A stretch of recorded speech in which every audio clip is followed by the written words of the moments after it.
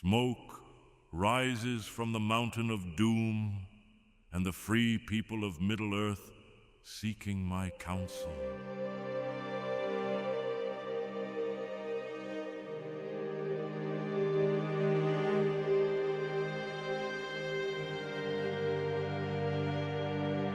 The music of the Ainur was the great song of the Ainur that took place before time began, from which the material universe, was created.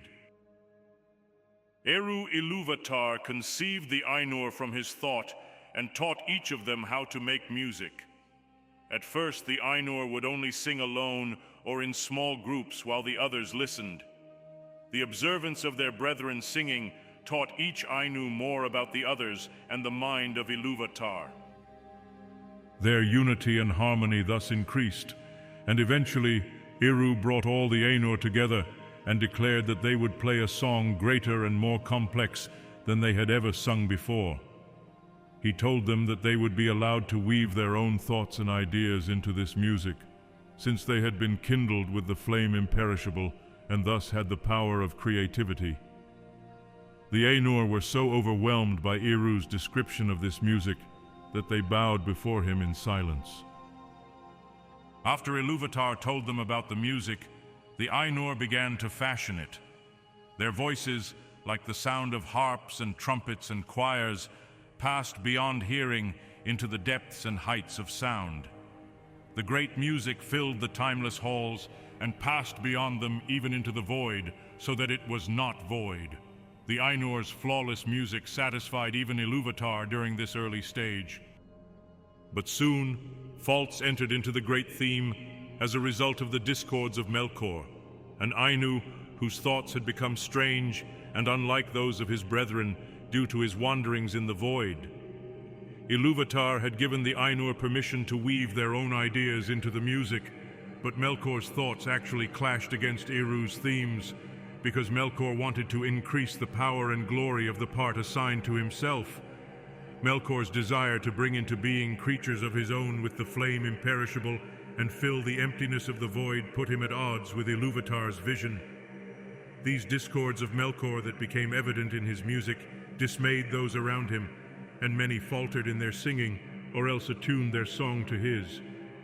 The original harmony of the music was thus consumed by a sea of turbulent sound until it became like a raging storm.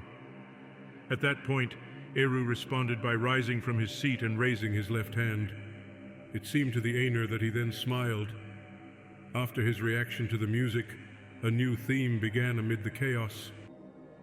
The second theme was like and yet unlike the first. It gathered new power and beauty.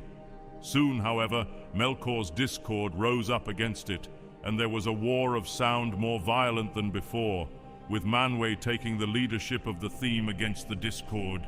This time, Melkor's theme triumphed over that of the others.